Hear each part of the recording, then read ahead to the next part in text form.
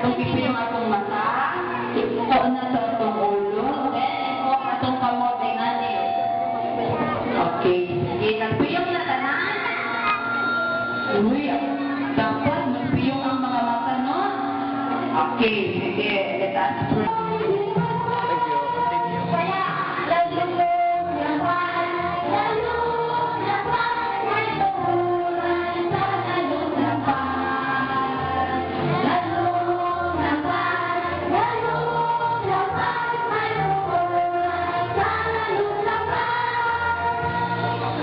Thank you. Continue.